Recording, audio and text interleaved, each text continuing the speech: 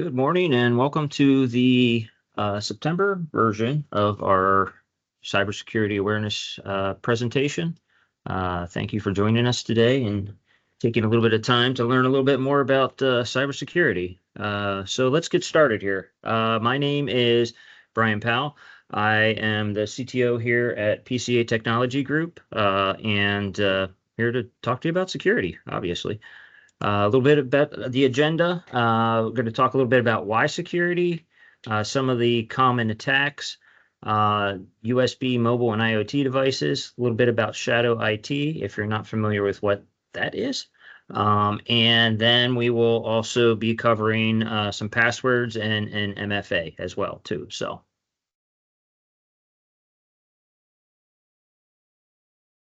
what's all the fuss about cybersecurity? Well, first and foremost is to protect basically the well-being of our people, first of all, and then client data, business data, things of that nature. So in the event there is some type of incident or event, the safety or information of your employees and the privacy of your client data, things of that nature could potentially fall in the wrong hands and be used or leveraged against the company. The other thing too is, there's a lot of buzz about AI. We'll talk more about that coming up. And it's there's good sides and there's bad sides. So we'll talk about the good, the bad, the ugly. Also for insurance, a lot of companies are now being wise and going with cyber insurance policies of some sort or another to protect them for when they get breached, not if they get breached. So it's one of those situations that there's some saving grace there for the insurance side of it. But there's also some strict guidelines in order to be able to put in claims and stuff against that. So you just no longer can you say you're doing this. You have to actually provide proof. Otherwise, your claim will be denied, and then you're left holding the bag. And then some organizations, obviously, the final piece there is for compliance. Truthfully, if you have a good cybersecurity program and procedures in place already, more likely than not, you will organically end up being compliant. If you're actually following an industry standard framework of some sort or another with regards to cybersecurity, you organically end up being compliant. So you don't want to just focus on the compliance part of it. While that is a piece of it, if you actually, follow the right procedures ahead of time, you will organically end up being compliant or really close to it. So it'll make your job a lot easier too. So we're going to throw a couple poll questions up throughout this presentation. Let's do this one here. So let me launch that right now. Give me 1 second here. See, this should pop up on your screen, hopefully. So the question is, who is ultimately accountable for cybersecurity within an organization? If you can take a few seconds to look at those and answer that question, and we will tell you what the correct answer is. The key is accountable. So is it the IT department, the board, or everyone?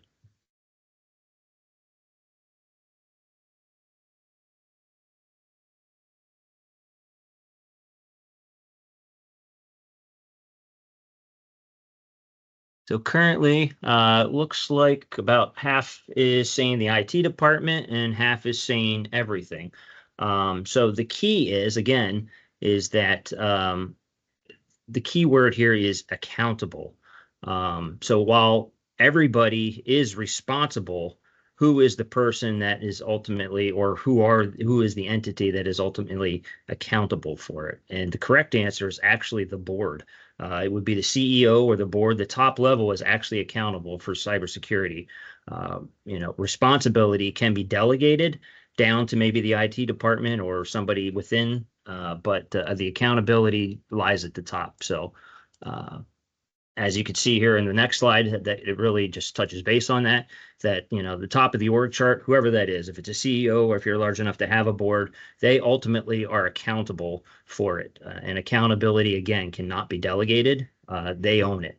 Responsibility can be delegated.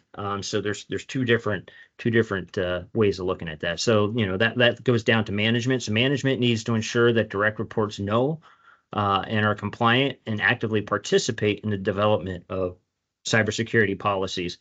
The reason why we encourage that is that if folks are involved in the creation of these policies, they are more apt and more inclined to follow something they were part of versus something they're being told to do. Or they help create it, and it aligns with sometimes their job functions. What we see a lot of times is that if you don't involve business units and people within those business units, a lot of times you find folks in those business units with security being a stumbling block, and you have a lot of issues with your security culture and people following that. So the biggest thing is to try to get buy-in from everybody, and the easiest way to do that is to include them in the process, because they may know something at their level that you may not know, and it definitely provides positive feedback across the board while still obtaining the ultimate goal. And then, of course, everyone, again, everyone is responsible for it. The biggest thing is, the easiest way in is through the people. So the more that everyone, all your users are involved in this process and part of this process, the more protection and layers you can put in place.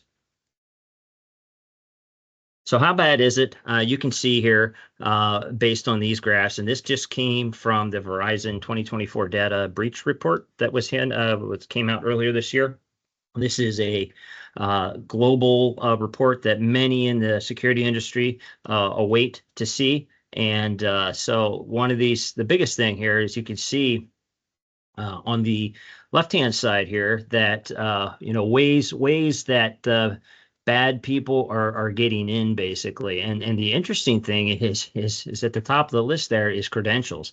So you can see that many times stolen credentials, scraped credentials, things of that nature are leveraged for these type of breaches. It's no longer exploitations or vulnerabilities. You can see that's actually third on the list there at the bottom. But more likely than not is credentials. And how are they getting those credentials?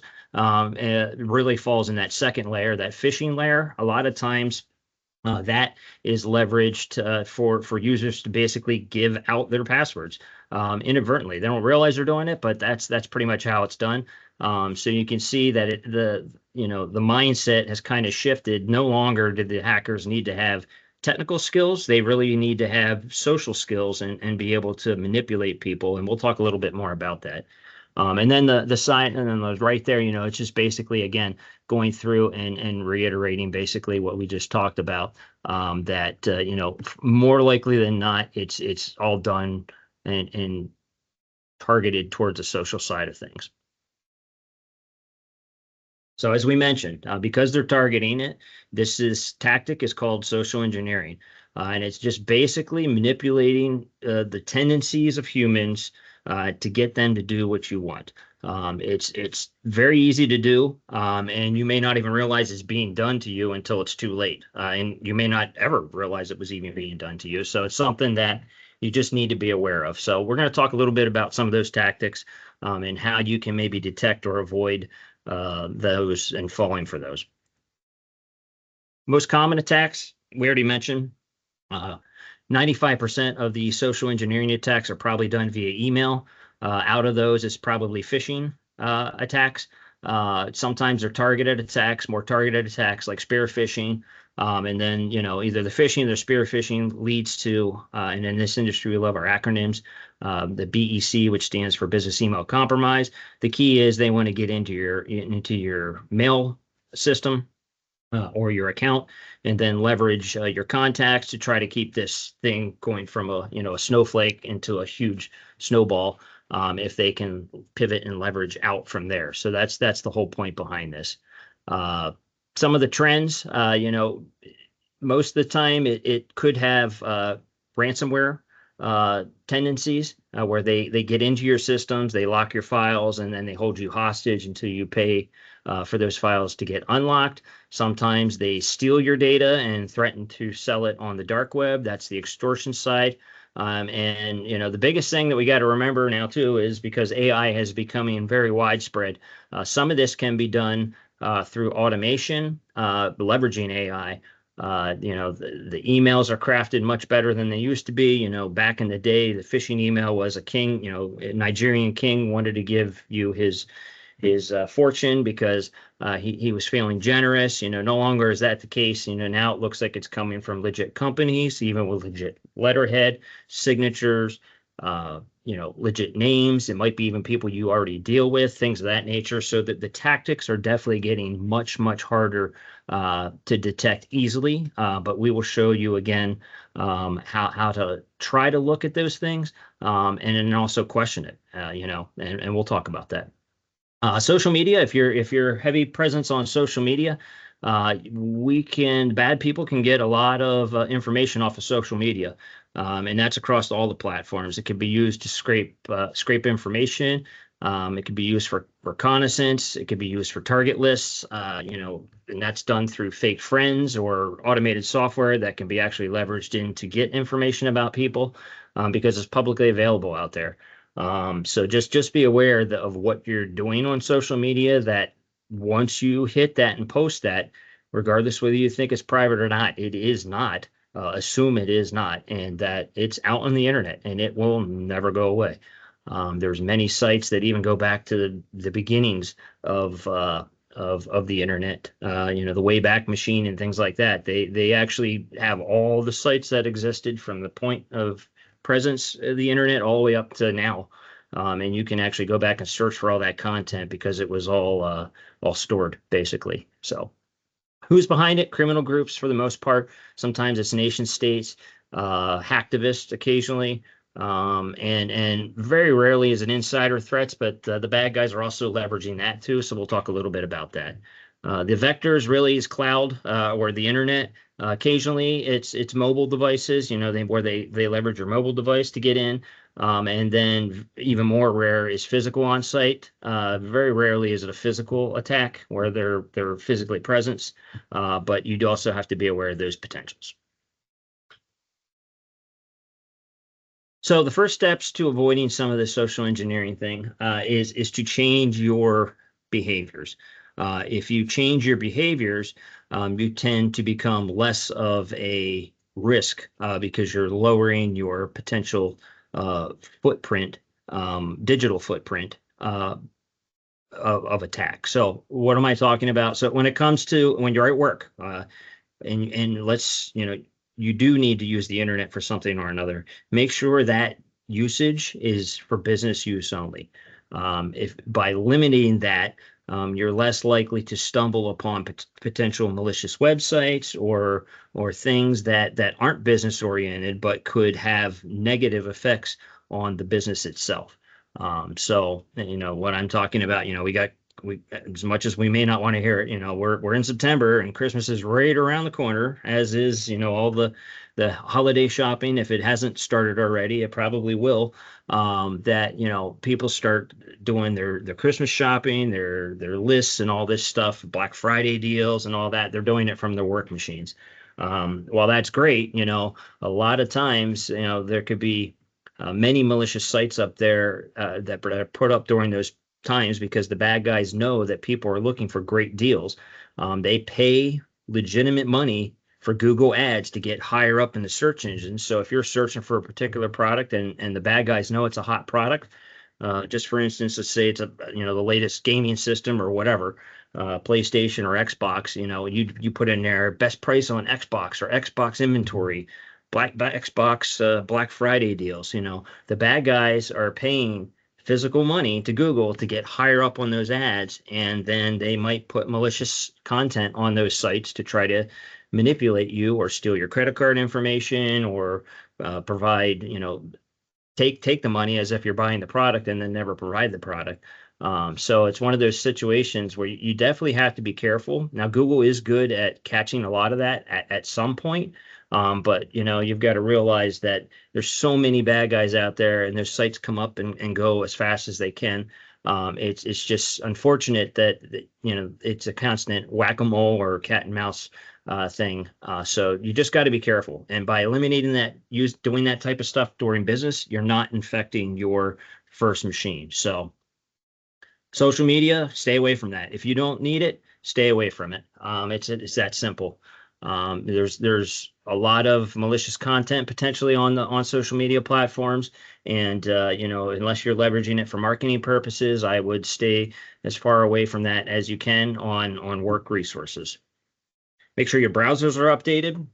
Normally, when you are you know opening up a browser, whether it's Safari, Chrome, Firefox, Edge, whatever it is. More likely than not, those browsers, when you open them up, and I'll show you where it is here coming up, that they will tell you that there's updates available. Make sure you apply those updates.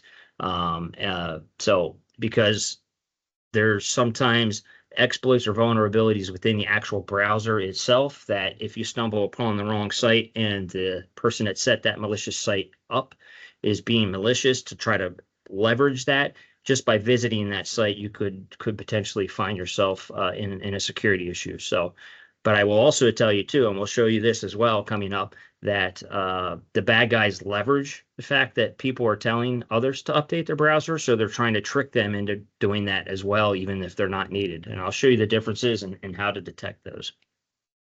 And then pop-up windows.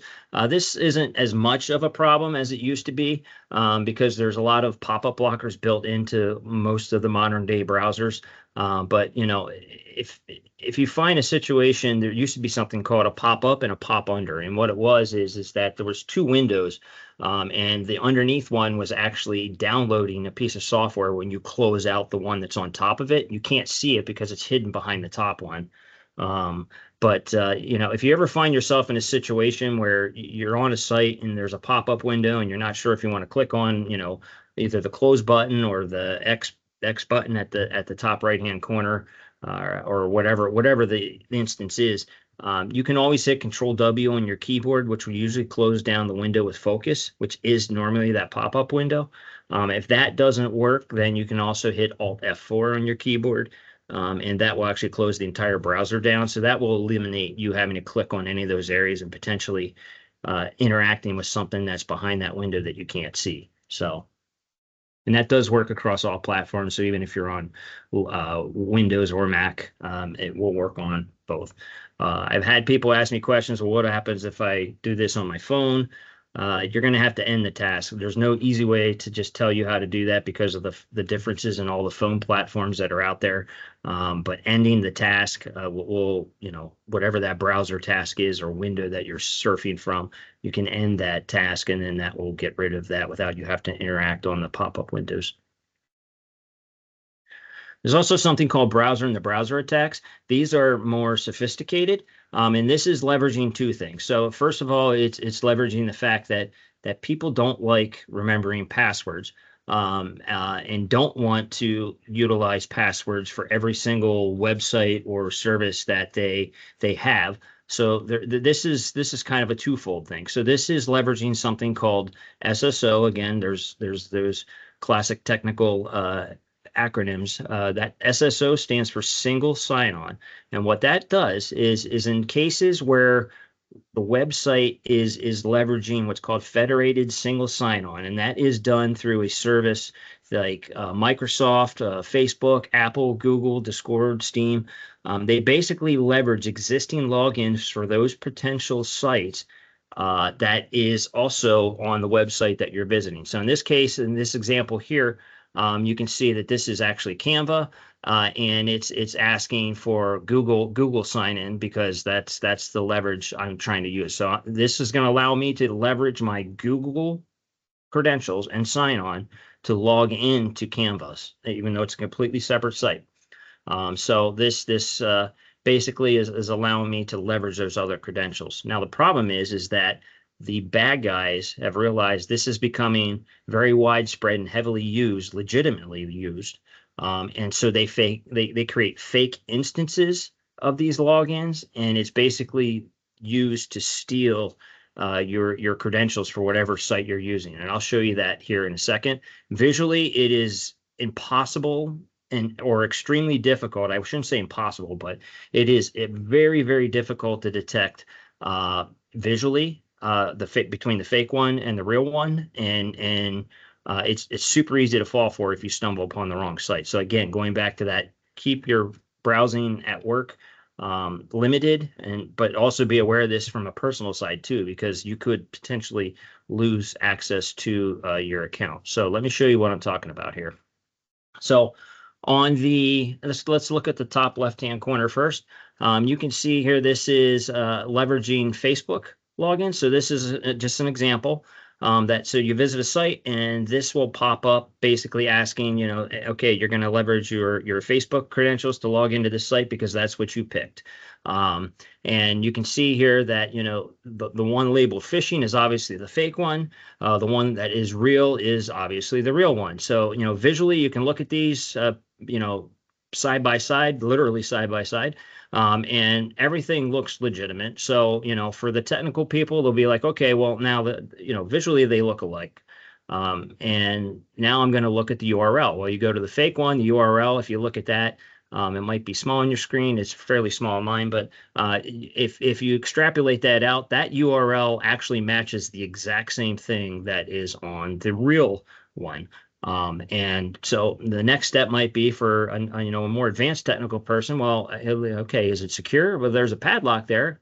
Let me click on the padlock. You click on the padlock, and it shows that it's coming from Facebook, the real Facebook site. So that actually matches even the real one as well, too. So how in the heck am I supposed to, be able to tell whether it's a real one or whether it's a fake one?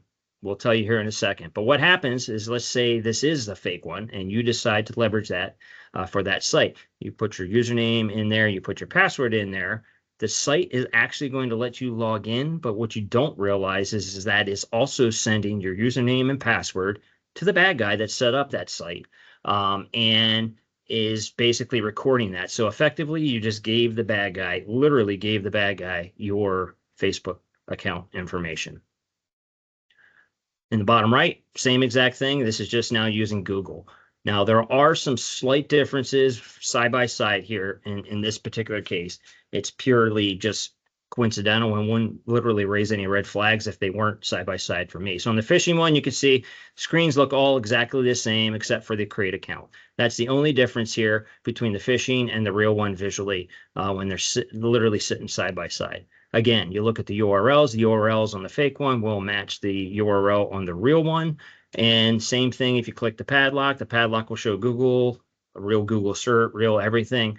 Everything looks identical. Wouldn't be able to tell the difference between the fake and the real. So again, you put it in the fake one, you're effectively now giving away your Google credentials to the bad guys who set up the site to steal them. So there is, again, visually, you can't tell the difference. But what you can do is there is a way to tell what the difference is between if it's the real one or the fake one. Me personally, if I were you, I would, my recommendation to everybody is to not leverage this SSO. You should have separate sites or separate logins, separate passwords for every single site you visit. And the reason being is that if you do leverage single sign-on ties you to exactly what it is, single sign-on account. So if that account gets breached, anywhere you're using that account is also breached. If you are leveraging separate accounts and it is Canva and your Canva account gets hacked, it's only Canva. It's not your Google, it's not your Facebook, it's not any of your other site that you're leveraging. I like to keep all my sites separate. And we'll talk about how to do that later in the password side. But, I personally don't leverage single sign-on because of that particular vulnerability. You lose the password, you're losing it for every single site you're leveraging it on. So back to the initial example here, the only way you can tell the difference between the phishing and the real site is that if you do leverage this and you're not 100% sure, what I want you to do is this window, the windows that we're looking at here will actually pop up in the center of the screen asking you for the credentials, much like it would be back here in there. So it'll ask you that. You click on, in this case, it was Google, and this screen will pop up in the middle of the of whatever browser window that you're in. So what I want you to do, in this case here, if you take that and go to the top bar of that window that popped up, I want you to left click it and try to drag it literally off the screen outside the borders of your browser. If it is the real site, so if it's a real version of this login for SSO, it will usually let you break the borders of the browser, and it will actually open up separately on your desktop as if it was its own window. If you try that with the fake one, the phishing one, it will actually not let you get outside of the existing browser window. It will be pinned to the borders of whatever browser you're in. It won't let you drag it off. And it's because of what the tech, how this window is actually being painted, the fake one. It's not really a window. It's something called an iframe. And the iframe is specific to the browser. It looks like a pop-up window, but it isn't. And that's also why it works, because of how it's coded to make it look. And it does leverage the actual SSO, but it's also leveraged to harvest those credentials and send them away. So drag the fake one, it will actually stop at the border. It won't let you go past it. If you drag the real one, it should break outside of that browser and allow you to open it up physically on your desktop. It will actually just show up as a separate window then. If you do that and you do leverage this, that's a pretty good indication that you probably aren't being targeted with a fake version. So that's about the only way you can really tell. So as I mentioned, the bad guys, know that people are security folks are doing training or telling them to make sure that the browsers are updated, things of that nature. So they are now leveraging that information to try to trick folks into updating their browser when it's not necessary. And how they're doing that is, again, you stumble upon a site. It's a malicious site with intentions on trying to infect your system some way, shape, or form. And then it will go and basically tell you on that website that, hey, it's time to update your browser.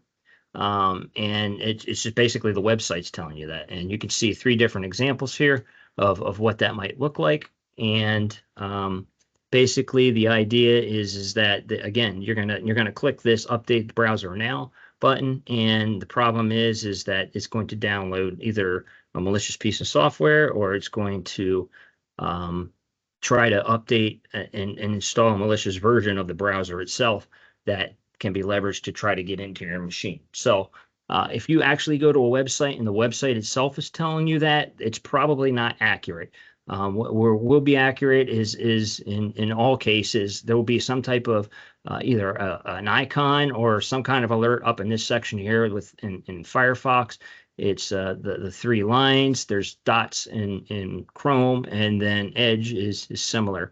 Those will be the sections that'll tell you there'll either be a green arrow up or down or something of that nature saying, hey, there's an update available. That's the browser itself telling you that, not some web page that you're visiting. So just be aware of that. So just some follow-up on the email tips. The easiest way to avoid some of this is not clicking on links, obviously. And that's links that you're not aware of. So again, inbound email that contains hyperlinks, and we'll show you what I'm talking about. If it's not something you're suspecting, what I recommend you do is to open, let's see, whatever that link is. And if it's a bank link or something like that, go to a browser, open that up yourself, and then navigate to that site by you typing it in instead of leveraging any type of links that are emailed to you. Again, don't mix business with personal. Goes back to the whole keeping that separated.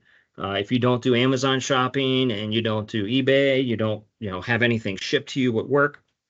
If you're getting invoices or shipping notices into your business email, you pretty much know that it's not legit because it's not something that you normally do. If you do mix business with pleasure or business with personal emails, then it's much harder to determine those type of attacks or tactics that are used. Also be cautious and aware if something doesn't look or feel right, ask and report it before interacting any further. Much easier to be cautious. If you're a client of ours, call our support desk. We'll be happy to take a quick peek. We can remote in almost instantly. take a quick look at it and say, you know what, yeah, it does look suspicious, and I think you stop something, or you move on, and it's a false positive, but hey, thanks for being cautious. That's the point. This is just an example of how sometimes the whole phishing and things like that work. I'm not going to spend a lot of time on that, but just to give you an example. So here is an example email. This is an example of a phishing email. It looks like it's coming from Microsoft. That's designed that way, and it says your password is expired. The first red flag should be, okay, you're currently in your email, which whatever client it is, and this is telling you that your password is expired. You're opening this physical email in your email, and it's telling you that your password is expired.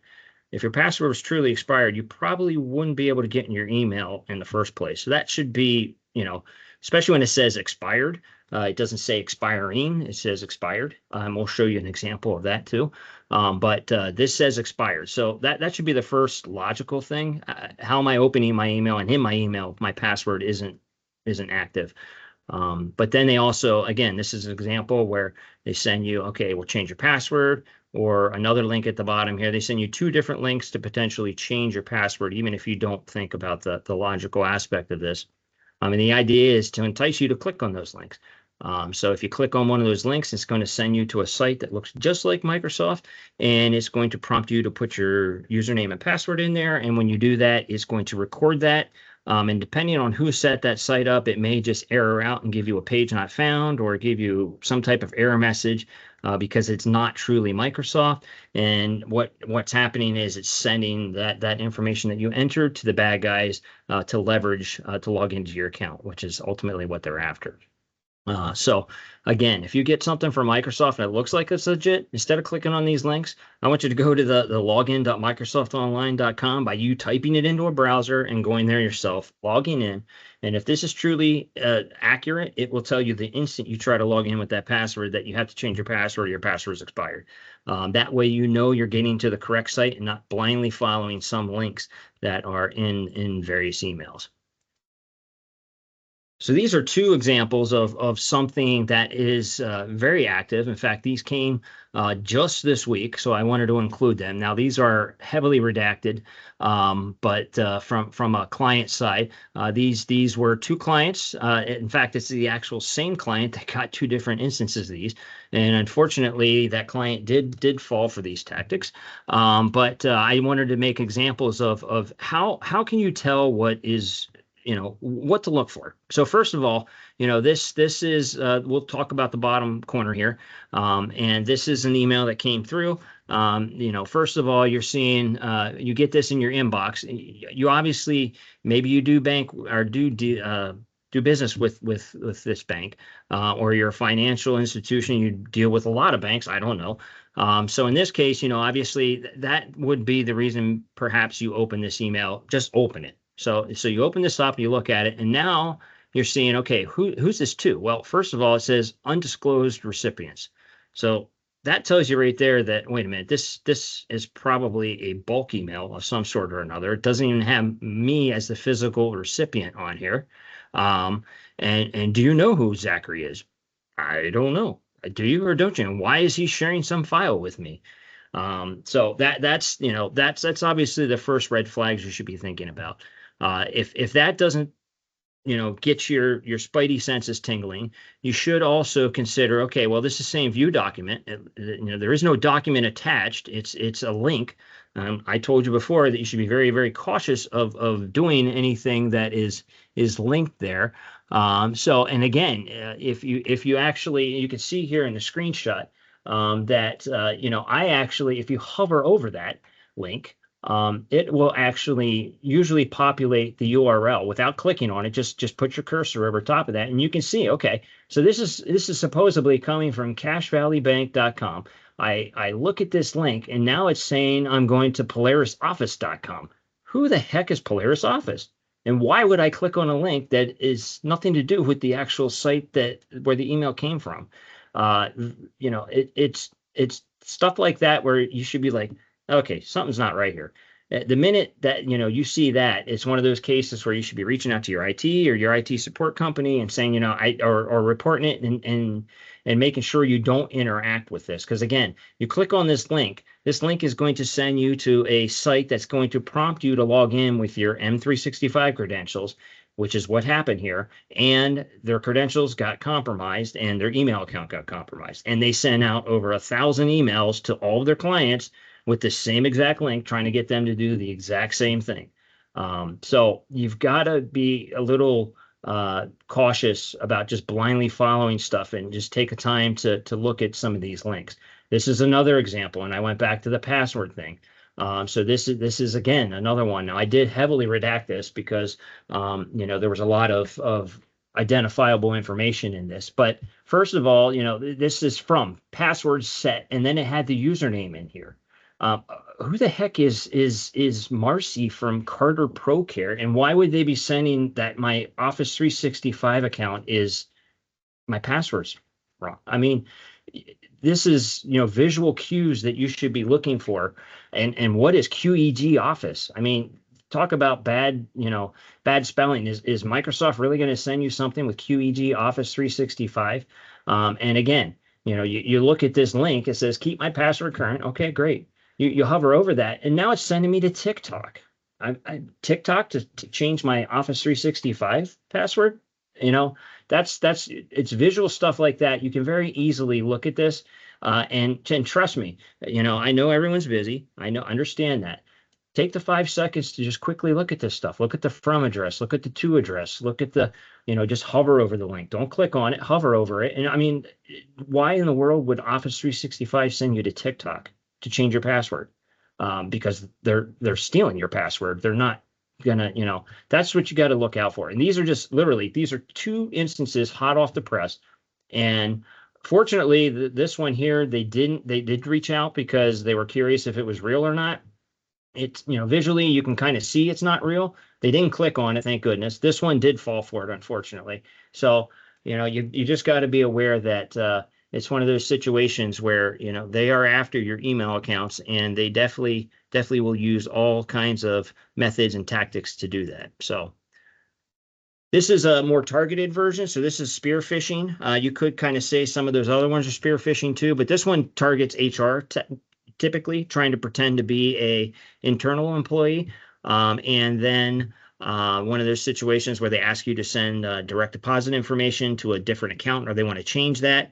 If you don't have policies and procedures in place to verify that that is actually coming from the person that you think it's coming from, you will send someone's payroll to a drop account that once that hits, it'll be closed out and they'll be gone with the wind, because it was probably opened with stolen identity credentials from somewhere. So you should have policies and procedures that you either verbally, face-to-face, verify that this request is in writing. That's another one. Or if they are a remote worker, you need to reach out to them at a known number that you already have on file and verify that they're actually making this request. Otherwise, you could find yourself not only losing the money that you sent to the drop account, but you're also going to be having to recoup the person that didn't make this request because you just blindly follow through with it. So the other thing is whaling. Whaling is either going after or pretending to be the big fish. They tend to, big fish is C-suite folks.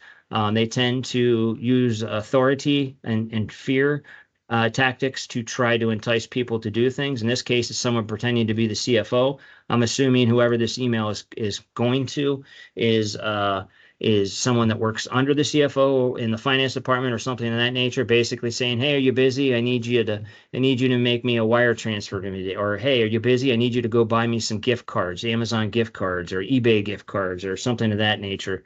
You need, before blindly following any of this, you need to make sure that it is actually the CEO, CFO, whatever, making this request before you just follow through with it. Again, that's just, hey, knock on their door. "Hey, I'm just following up. You did send that to me, right?" People are like, "Oh, I can't question my C levels." Yes, you can. And they will thank you for it in this case. Because if you go out and buy $1,000 worth of Amazon cards blindly just because you think the CEO did that, you're probably going to get terminated once he realizes what you did because you didn't question it. So you definitely need to follow up, either in person at known numbers, whatever, and make sure that these entities are actually making the request. This happens a lot with C-level, so just be aware of that. And then this is another tactic. This is more technical. So no longer are the bad guys just targeting and sending emails. They're now enticing people to allow them through what's called consent phishing. And basically, they prompt you with an application that's requesting certain permissions. And if you're not careful and you just blindly hit accept or even question why this is popping up in the first place, you are basically giving them full-blown access to your entire Microsoft account. Share your SharePoint, your OneDrives, your Teams, your email, everything. And this is very, very difficult to detect. So you need to be sure that any permissions, anytime you see a box like this, you need to be reaching out to somebody and making sure that it's legit, because this isn't something that would normally pop up unless you're doing some type of third-party integration or something, which isn't very often. So Quishing, this is QR codes. They're handy. Became really, really popular during COVID, still being used, eliminate some paper too. You got to be careful with this because the bad guys are leveraging these. And it's not so easy. You can't just hover over this. And even if you take your phone, the idea is you take your phone, you scan that code in your phone. They're shortened URLs, so you don't necessarily see the full-blown URL on your phone until you get to that website. So, if it is a malicious website, whatever and why it's sending you there could have already done the damage just by you getting to that site because you're not sure where you're going. So you should question those. Be careful scanning those in the wild because you don't know necessarily where you're going to be until you get there. So we're going to send another poll question here. Just give me 1 second here because I took my polls away. Give me 1 second here. This one is related to AI. So we're going to shift gears here and now go to AI. Are you currently leveraging AI? And if so, is it for personal? Is it for business? Is it for both or not at all? Give a few seconds here.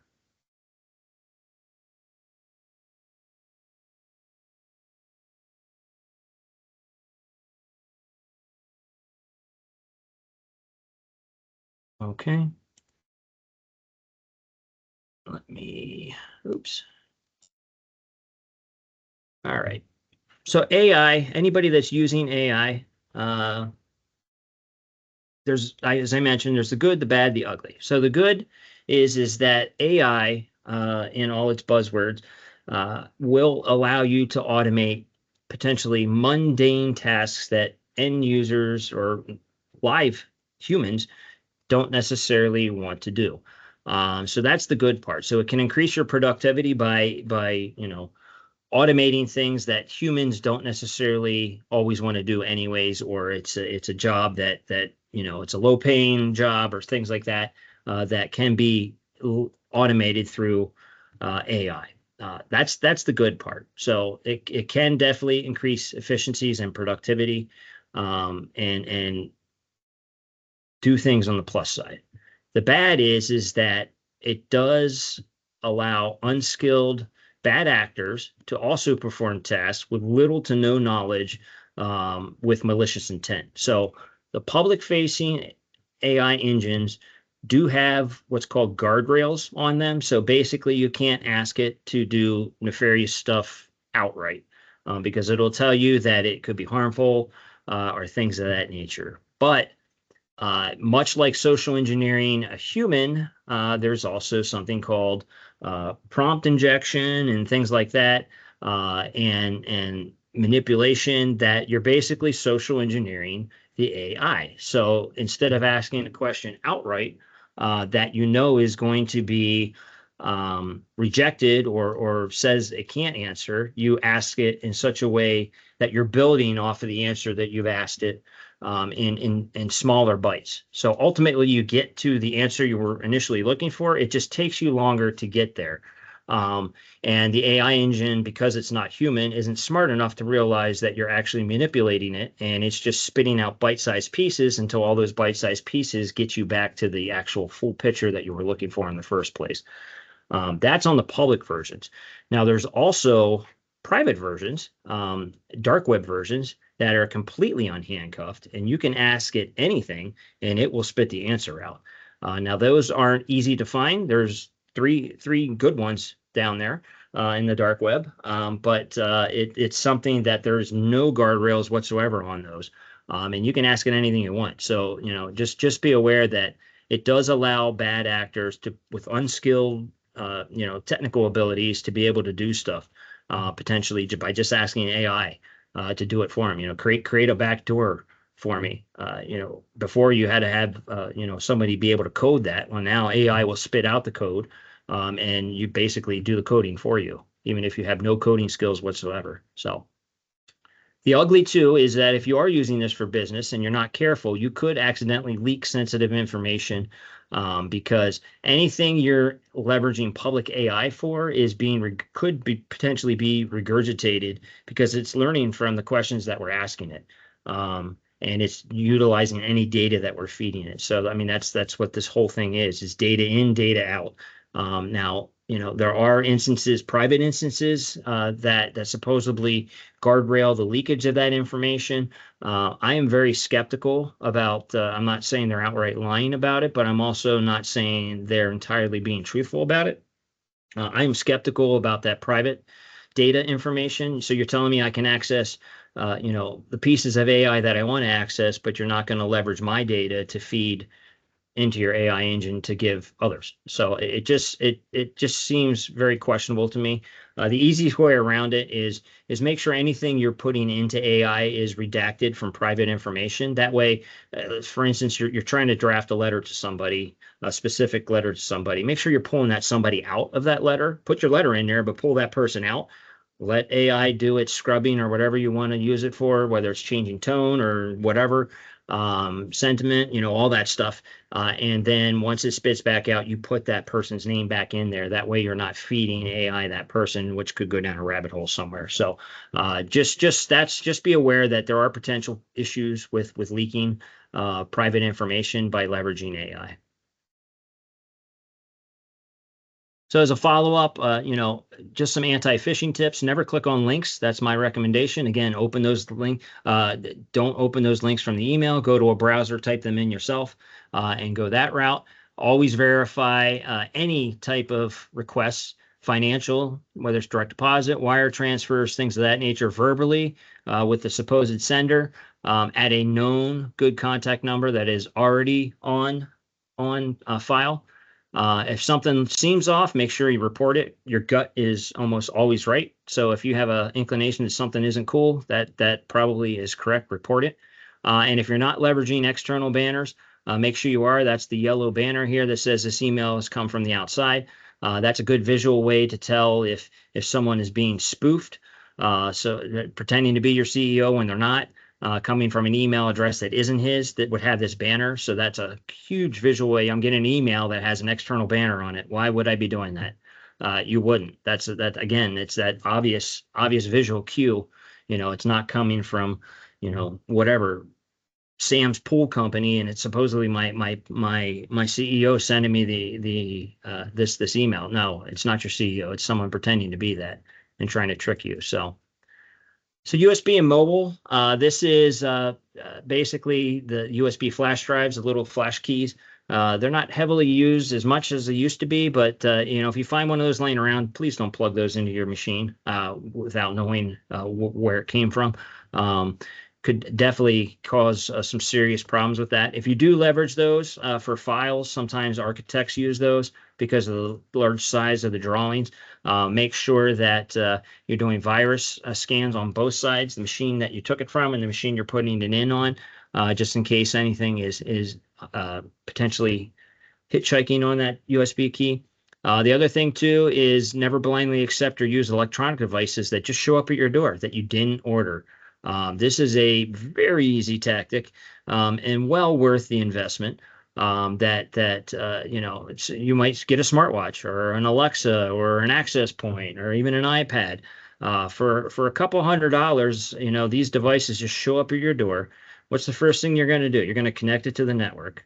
And now guess what? If this was sent potentially by a malicious actor that has backdoor software on it, that once it gets connected to the network, it sends a call back home and says, "Hey, someone plug me in." Okay, great. Now I got you.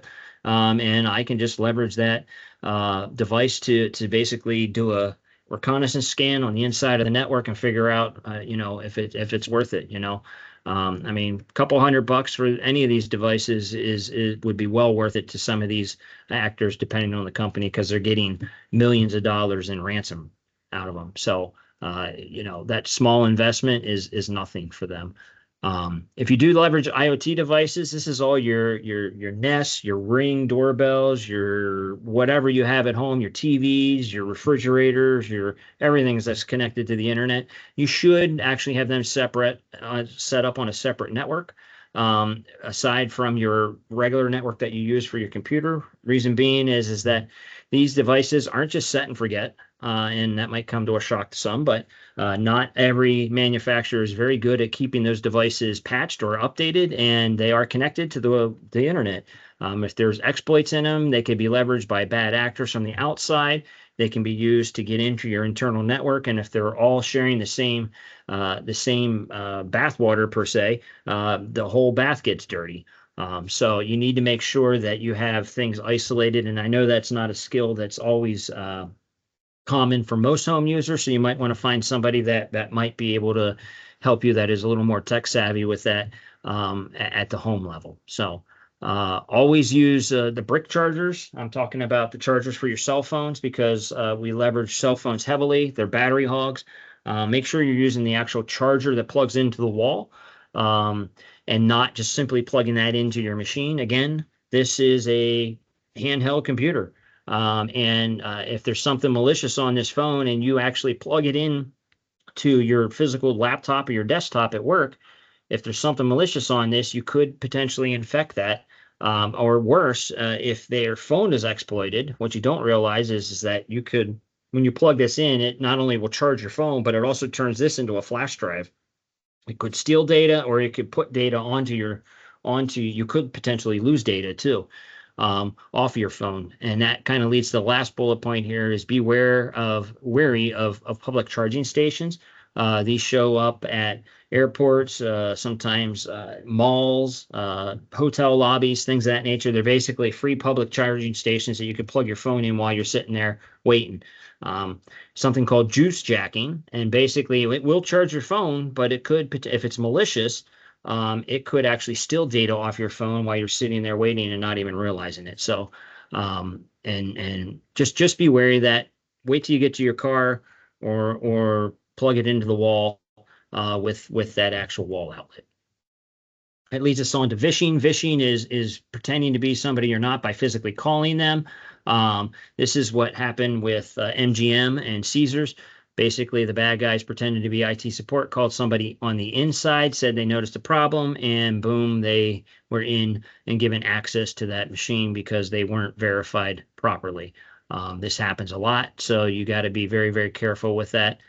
We tell all of our clients that if you do get a call out of the blue, because we can do that occasionally, just tell them, regardless whether you are or not, that you're busy, and you'll call them back in 5 minutes once you're freed up, and then call us back at our office number, not any number that they give you, and ask for that individual, and you will be transferred over if it was a legitimate call. Other thing is smishing. So smishing, this happens a lot too. This is SMS texting. So basically you might get a thing, hey, had a great time last night. And you're like, who is this from? Or you say, who is this? Or what are you talking about? Well, they got you because you interacted with them. And then it starts going down a rabbit hole, and you end up in this huge conversation or getting illicit photos that you don't want to see in the first place. If you're getting a text from somebody you don't know, don't respond to it. Block it, get rid of it. Don't even interact with it. That's the easiest way to do it. Others, sometimes they pretend to be, hey, this is Jim, got a new phone, call me or text me when you get this. Again, it's in a way that they want to try to trick you into doing something that you don't really want to do. Shadow IT, we'll quickly blur us through this here. Um, this is basically using devices, software, applications, or services without authorization. So you might install something on your machine, your work machine, whether it's a laptop or whatever, because you need to open a PDF and you don't have Adobe PDF. So you download whatever, some free PDF thing that you found on the internet. Well, do you know if that free PDF piece of software is legit? Is it malicious? Uh, should you be installing stuff like that on your work machine without authorization from the owner of that machine, which is ultimately the company or IT who is probably responsible for that? That's forms of shadow IT. Doesn't necessarily mean that you're trying to be malicious, but innocent behavior could lead to malicious intent without even realizing it. Another one is remote access. Oh, well, I need to access my machine at home while I'm away on vacation. So you just install this free remote software that you found on the internet or whatever without asking anybody that you can do it. Okay, well, is that secure? Now you're allowing remote access into a work machine. And if it isn't secure, then it could be allowing that remote access to anybody, including you. So just be aware of that. Another one is cloud apps.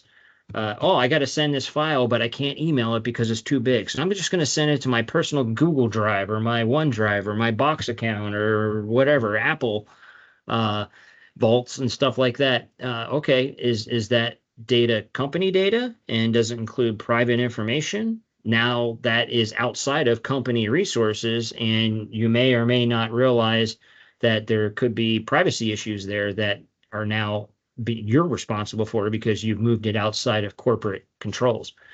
So again, doesn't mean you're being malicious. It just means you're trying to do things maybe without authorization. And then security protections. Sometimes there is cases where you're deliberately trying to circumvent specific security measures in place because it may be hampering your job in order for you to perform your job or something of that nature. And I'm not saying again that this is malicious, but you may be going around things. What you should be doing is bringing that up to somebody who is part of the policies and see if those policies are too strict or if they need to be, loosened up a bit for you to properly do your job. So that's something that you need to be aware of in that shadow IT. So passwords, real quick here, we recommend 14 characters at a minimum. It does have to have a special character, an uppercase, and at least one number. You do need to, record these. I recommend having passwords for every single site, different passwords for every single site. You need to leverage some kind of password vault. There's no way you're going to remember them all. These are just a couple. 1Password, Dashlane Keeper, Bitwarden, Proton Pass. Those are some of the bigger ones. I don't recommend LastPass right now until they get their security act together. They will, and then they can end up back on my recommendation list. But for now, I do not recommend leveraging them. Avoid saving passwords in your browsers too. That's the other thing. If you're not leveraging multi-factor, please make sure that you do enable that. It's an extra layer of security. It is not 100% foolproof, but it's better than not having MFA.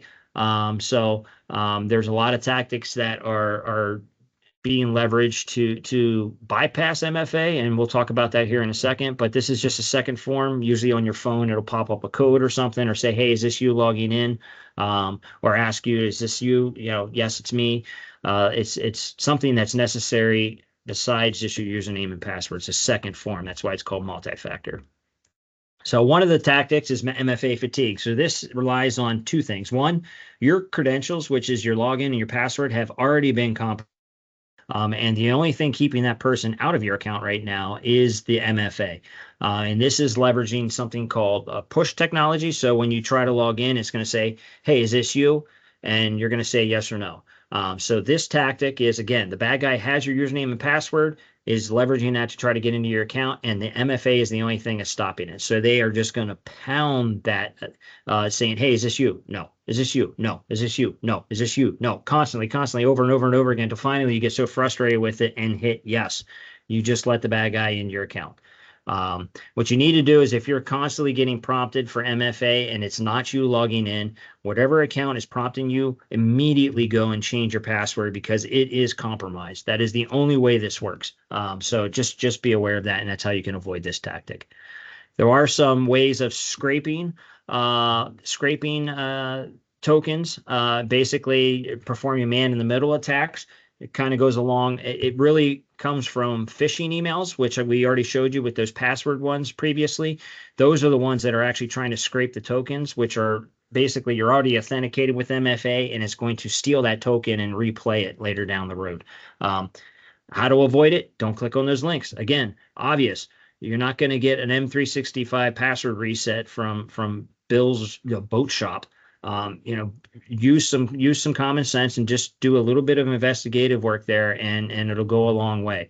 And again, if you think it's valid, reach out to somebody that might have the skills to do it more so. Then that way you're not falling for those type of tactics.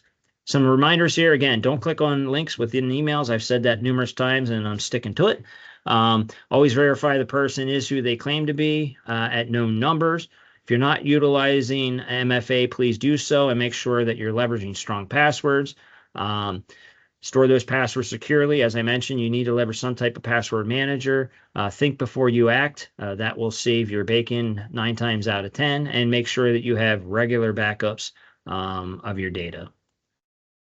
So we went a little bit over here, but I appreciate your time. You will get any type of certificate of completion here.